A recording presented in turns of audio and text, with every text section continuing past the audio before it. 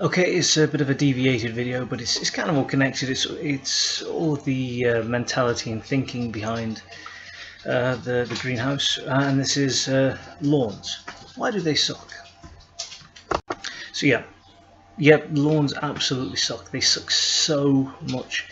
A lot of people they kind of say to me all the time, like, oh, at least it's not concreted over. It's not just patio. I like to see a little bit of greenery.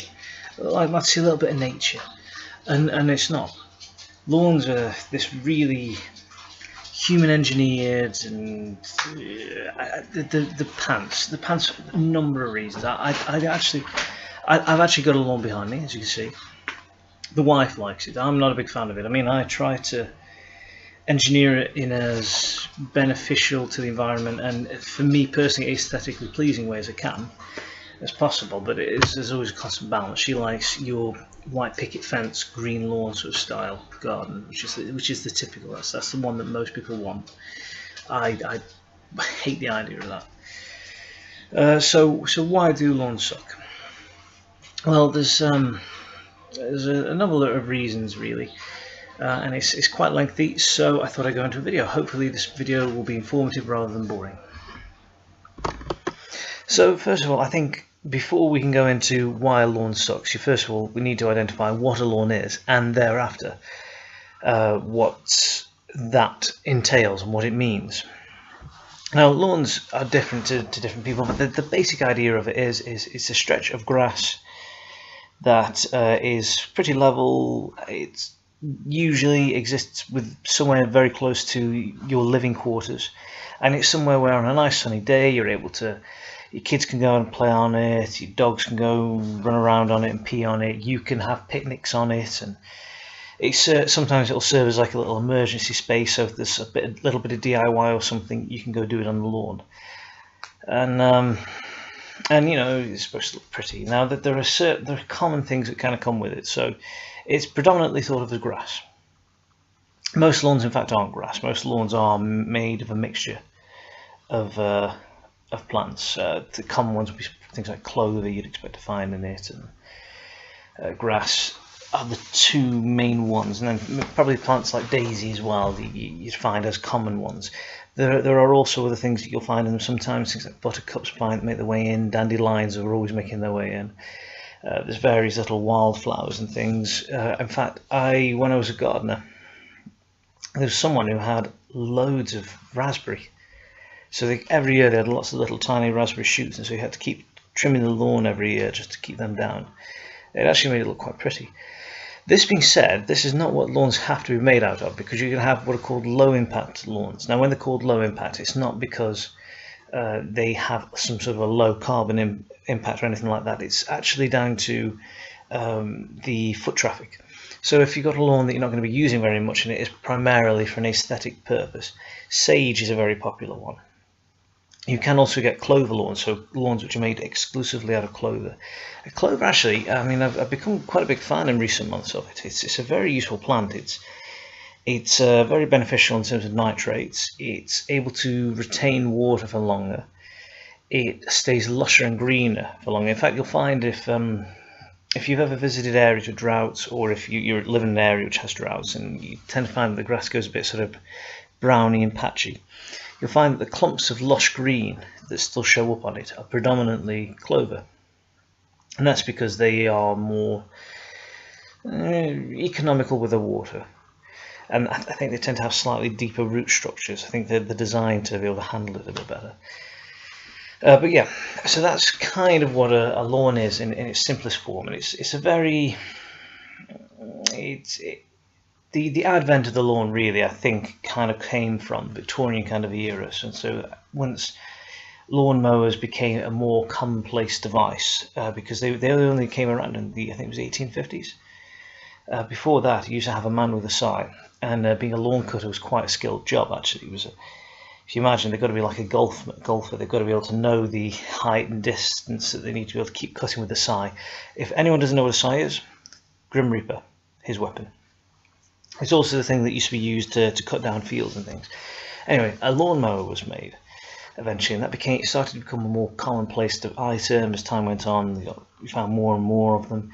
and lawns themselves then started to spring up in people's gardens. And it was an idea of, okay, it's a plot of land, it's functional but aesthetically pleasing, and you've really got to drive home the aesthetically pleasing, because an ideal lawn is something like a bowling green, and there are standards that are set to this. I mean, there are parish competitions whereby who's got the best lawn, and these are great examples of what it is. And you only have to look at the gardening section in any supermarket to be able to see the sort of products that are catered towards this thing. So it's something which has very few weeds in it, so it's something that's supposed to be predominantly or exclusively grass.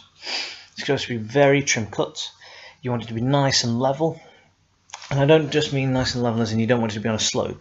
You don't want things like dents and bumps and stones and stumps, all that sort of stuff sticking in the grass. You don't want to be seeing any wildflowers. You want it to all be nice and lush. You don't want to have any moss or dead patches in the grass, and it's got to be nice and uniform, and even down to the way that the lawn's been cut. Now, if you've ever seen football pitches, not so much nowadays actually, but say cricket matches and rugby matches and probably most sports that are played on a grass, you'll see that there'll be like sort of stripes in the grass. The reason for that is just because of the way it's been cut, because the cut mower will go one direction, turn around, and then do the right next to it in the opposite direction, and that creates a different colour in the grass. So there's even measurements on how the cutting line should be shaped and how wide it should be and how even and how straight it should be. And the ideal lawn is, as I said, a game like bowls, I think, highlights the best thing. So that's kind of what you're dealing with. Now, to achieve that, there are huge numbers of things that happen. I mean, I think people don't even realize how many different types of grass there are. I mean, in fact, with grass, you could do a massive video just over that. I mean, things like rice, oats, wheat, they're all grasses. Bamboo's a grass as well. If you look into it, there's this huge amounts, and then a lawn can be made up of lots of different, and a natural lawn, if you like, for lack of a better term, would have lots of different plants in it, lots of different low-growing vegetation. Meadow plants, in fact, that's what they're called. But yeah, so there's all this sort of stuff to bear in mind. So there's an ideal grass for your area that you're supposed to use, and you're supposed to try and get it as exclusively close to that as you can. You're supposed to try and get it flat. You want to keep it cut very, very short, as I said, and then you want to keep out all the weeds and other stuff. So you'll commonly find in supermarkets there's things like moss killer, which is this is basically a weed killer that's designed to not target the grass but target the moss. You'll also find weed killers for lawn, which are designed to do that.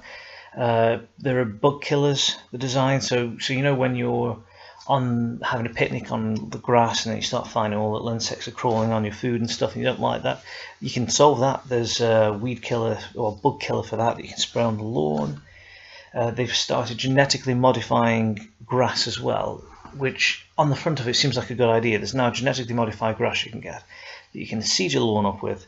Is very resistant to weed killer, which means you can douse your garden in the weed killer, which will kill off everything except the grass, allowing the grass all the room to grow nice and lush and thick. And then of course you're going to cut it very, very short, and you're going to have it nice and flat. Now I think now it's time probably to go into why these are all bad things. So it doesn't immediately become apparent why these are bad things, but they are. And the way on how you can best get an idea of that is to look at what the lawn, in terms of nature, what a lawn is. That a spat of land that is like a lawn, this small low growing area, what is that supposed to house? What kind of life does it house? What sort of variants of vegetation and other life forms that it supports? And not just that, but the shape of the land as well. So I mean, if you think about it, atypically you've got a small space of land. You've got a designated territory which is going to be your lawn, and so we're now going to construct this as if it was trying to support wildlife. Now, first of all, almost any person's lawn is going to be too small a shape, because the best thing you can try and emulate it and equivalent to is either low-growing shrubland such as this, or something just more like a general meadow field, which even that I kind of contest how accurate it is. But you've got things like, say, the savannah in Africa and stuff. There's things which do equate roughly to it. So first of all, you've got a stretch of land. That land is not going to be flat. We try and make our lawns flat. We're not going to make it flat. Now, you might not think that's very important. You might not think the fact that, oh, you've got a few little bumps and it's all uneven, that's not very significant. It is. And microclimates is a very significant thing. It's very commonly overlooked. We've been able to manipulate microclimates without any heating or anything like that, to grow plants in areas that you'd never normally be able to grow them. And that's just down to clever shading techniques, planting, and heat sink positioning. All of this sort of stuff happens on a micro scale with uneven ground, because there's little pits and troughs and raises. It means that there are certain plant types that, because they don't grow as tall, grow better on a slight peak, which gives them a slight advantage over other things. Now, if you think of grass as a good example, grass can grow very tall. We're talking 3-4 foot, some of it. So you've got a lot of wildflowers that don't grow as fast or don't grow as tall, but need that little bit of an advantage over the grass. And so the pits and troughs, where it's a little bit taller, it gives it a little bit more time to catch up with the grass. So that's one reason why it's important. Another reason, the pits, they tend to be cooler because they're protected against the sunlight. They tend to retain water better, and therein it helps. I mean, it supports things on a number of things. There'll be plants which are designed to be living in the shade more and live in cooler temperatures that will be beneficial in there. There'll also be lots of insects that probably prefer those little boom troughs. So you need that unevenness. Additionally, it's beneficial for if you're thinking more in terms of animals. This is mainly insects, but you've got predatory insects and non-predatory herbivore insects that get preyed upon. If you've got a big flat expanse, I know granted they're sort of at grass level, so they can't see that far ahead anyway, but they can see for further. So the herbivore insects are not going to fare as well, because they're going to be seen from a slightly further distance, which means they've got to be even more on guard, they're even more in danger. It can mess with the ecosystem in that way, whereas if you've got the pits and troughs, you might have a very effective predatory animal in one of the pits but can't see into the next one. So then there could be a load of the herbivore insects which are safe and then are able to then over time move over and repopulate that pit. Otherwise it can start to get messy, and you can start to see real problems in species. So that's why those pits are important. Pits and troughs and uneven ground is important. It also helps with things like, again on a micro scale, when it's raining, there are water suppositories. If you've got little dips and puddles that form, those areas are again semi-marshland. So you have plants like reeds, which you sometimes see. If you see boggy fields and things where it's wettest, you'll see that there'll be reeds. They benefit from that ground being wetter. There are other plants that benefit from ground being wetter, maybe not to the same extent, but to an extent that these pits and things allow. Next question, where do these pits come from? Because surely if it's raining all the time, if everything's growing, it should be more or less naturally flat. Reason why is because you'd have grazing animals. So if you think of wild horses, wild cows, again, if we go over to the African side, it's easy to compare it with Africa. You've got zebras and gazelles and all this sort of business. They're all running along, they're all stomping on the ground, churning it up. It becomes uneven. Also, them doing this, what they'll do is they'll loose up stones, and so there'll be little stones and things. And those stones are important because underneath them it's dark, it's cool, it's damp. They're great for supporting insect life. They're also good for some ant species, which tend to try to prefer building their colonies in the seams. So they're important for that. You don't want stones in a lawn, so you don't get that. Another thing is lawns get cut very short. We are not supposed to cut the lawn short. That's not what's supposed to happen. The lawn grass will get eaten down by the grazing animals, but not trimmed to a nice uniform thing. It'll be ripped out in clumps, so some of the roots will come out sometimes, leaving big spaces. Some of it will be cut shorter than others. Some of it will be cut bare right down to the roots. They'll be stomping on all the ground as well. It's leveled off that way, and it happens over a long period of time. So a herd of animals move to a meadow, they eat it, they graze it down, and then they move over. Not one clean mow. So if you've heard of overgrazing, that's part of what that is. It's that the ground is put under too much strain and not given a chance to recover. You're effectively engineering that when you're mowing the lawn, especially if you're mowing it very short. If you're mowing it very short, this then stops a lot of the other vegetation that can't handle being cut so severely surviving and doing well. And you're also creating just physically less vegetation. Now, if there's physically less vegetation, that means that existing vegetation that's there cannot support as much life. And not just that, but the types of life, because the type of vegetation that you've got is smaller and more limited. And if you think, that's a good example. Take a plum tree. You can eat plums. You can't eat a plum tree. So if you think of a field mouse gets far more from the seeds of the grass than it does from the very base of the grass and a few blades. In fact, I'm not even sure if that's really something it would tend to eat. I suppose it would if it was really hungry, but I don't think it would yield much for it in terms of nutrition. So by removing that and keeping the grass really, really low, you're reducing that food for that animal, and you're making that land, that stretch of territory, less inhabitable to more animals. So there's very little that will be able to survive there. Then, so as I was saying, you got all the weed killer and the moss killer and the bug killer, all that sort of stuff that gets splayed onto lawns. And you've got the genetically modified plants which are resistant to pests and resistant to insecticides and weed killers. You've got all that. You've then created an area where you've got a homogeneous species, which is the grass, which is cut very short. So there's only a very small number of animals that can actually survive off it in the first place. Those animals are then genetically inferior to the plant in order to survive off it. So animals that would normally be able to live off it, because the plant is now genetically modified, can't live off it.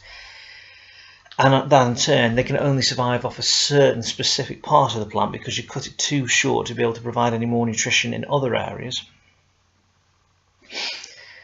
And it's homogeneous. So whereas in a meadow you'd have these are just things off the top of my head. You'd have daisies, you'd have the wild meadow flowers, which a daisy is a part of. You'd have dandelions, you'd have poppies, you'd probably have little reeds in areas. You'd have thistles and clover and dock plants, nettles, small bushes even. You'd have branches from nearby trees and things which are rotting down. You'd have last year's mulch that had formed. There'd be all these different micro things. It'd be this huge patchwork of different ecosystems within it. Instead, you're replacing it with just this genetically modified grass that's cut very, very short and support very little life. Now, that's the key, because in all of this, everything builds from the ground up. So the grassroots is the grassroots, it's the lawn. And then what does that lawn then support? So you've got the grass itself and the other plants and vegetation. They support the insects. Now those insects then get eaten by other insects. And then these insects in turn will get eaten by even bigger insects and small rodents and perhaps birds, things like that. So smaller animals. Who then in turn get eaten by bigger animals, probably animals like weasels and probably stoats, things like that. And then these might get eaten in turn by something bigger again, so possibly a fox might eat them. I'm trying to think more in UK sort of instances here, but then I suppose 300 or 400 years ago you'd have had other animals still. There'd be even greater numbers of animals that would probably eat them. Then to take it from the grass again, you'd have animals such as, you'd have grazing animals, so you'd have things like the wild horses and the wild cows and sheep and goats and things that would be eating it, with well in turn be eaten by wolves or by other predatory animals. You'd have it just everything builds up from the grassroots, from the whole lawn, from this initial structure. And not just that, even it even goes beyond that, because if you think of, there's plenty of mollusks and stuff which habits that live on the surface, but what about all the worms and the moles and the colonies of animals that burrow into the roots and around the root structure? All of that, as soon as you start spraying, they die. And then if you're removing all of the ecosystem on the surface, that has nutrition which drips down into the soil that they depend upon. So you're then creating less food for the below as above. So when people say, oh yeah, well, it's better having a lawn than just concrete, just one giant patio, that's horrible, isn't it? Well, not necessarily, because if you look at a lot of gravel sort of patios or concrete or paving stones or whatever it is you want to have, even if it's just like a solid solid paving stone slabs, there's a lot of potential there for life. There's potentially more than the sort of lawn that I've described, because you could have someone who's if you take a typical one, let's just say it's concrete slabs. Now, if you've got lots of terracotta pots dotted about there, and if you have them, like if you've ever seen the strawberry terracotta pots which have little holes on the side, you're going to have lots of lush flowers that you want growing in them, and that's going to have a high level of biodiversity in that pot. Not only that, but the pot's quite tall, whereas you've got grass there, the equivalent size, which is probably a pot like that, is that sort of shape, so it covers a larger area. So granted, the whole of that patio isn't covered in flowers, but there's more height than there will be in the lawn. Additionally, you're not spraying it with weed killer all the time. Every so often, what you'll do is, because you get all the weeds that form in the little corners of the paving stones, you'll spray that area to kill the weeds off. But that weed killer is not poisoning the ground anywhere near as heavily. So, and usually it's only sort of very much the surface of it, because it won't drip through too much. So things like your worms and your ant colonies, also things like rats, which aren't as good, but worms and ant colonies and various insects and spiders, all those sort of creepy crawlies, a lot of those are living underneath the slabs and have made a proper sort of little ecosystem in there. Woodlouse, another common one. All of them doing quite happy under there, and they're not being anywhere near as affected by the weed killers and the moss killer and all this business as their equivalents under a lawn.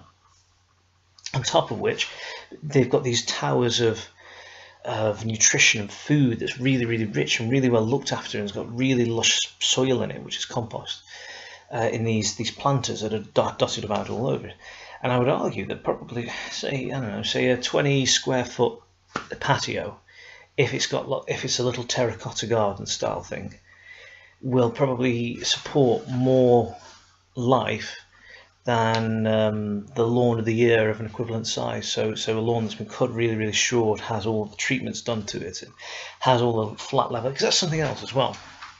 With the concrete slabs, you're inadvertently creating a bit of an artificial sort of ecosystem, but you're trying to almost emulate some of the ones that you lose on the lawn when it's all nice and flat, because by having the slabs are protecting the sunlight from getting to it. It's also protecting a large amount of the frost from accessing them. So they've got somewhere which isn't too cold in winter and doesn't overheat in summer, will stay damp.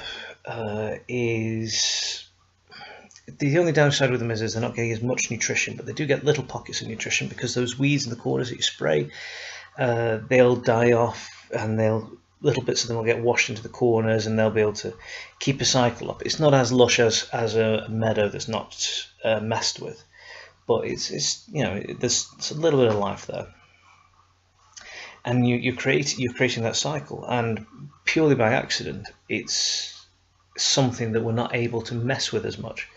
So they actually do quite well. That's why you'll always find, whenever you've got a whole slab and you lift it up, you'll find all the long legs, but there'll be spiders, there'll be woodlouse, there'll be centipedes, things like that all just scurry away, probably woodlouse or two. Yeah. Also, something else with it as well, how they tend to make concrete here. Slab laying 101. What you tend to get is, if you ever lift one up, you'll find that there'll be a slab of cement in the middle, and then one in each corner, and then they'd lay it down and sort of press it in. And that actually creates slight unevenness in little caverns and stuff, which helps the animals helps the insects even further. So I would argue that a patio, although it's not great at all, because I mean it's still using cement, it's still something that you didn't have to have there, that has a carbon footprint in order to have created it and can support less life than what was there before your house was built, probably. It's still better than doing a well tended to lawn. And I mean, for my own lawn, what I try to do is I always try to leave it. I don't put any weed killer down for starters, and I try to let it grow a little bit, just tall enough for the flowers. So the daisies and the dandelions, and I've got a few little wildflowers and things that grow in there, just so that they can get a bit of face time, and that helps the bees out a little bit, and it's just better for the environment. And then every so often I have to cut it down short and then leave it for 2-3 weeks. Basically, I treat it like my hair. I don't bother, or what's left of my hair.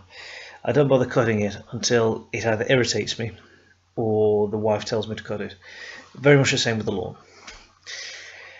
So yeah, that's more or less why lawns suck.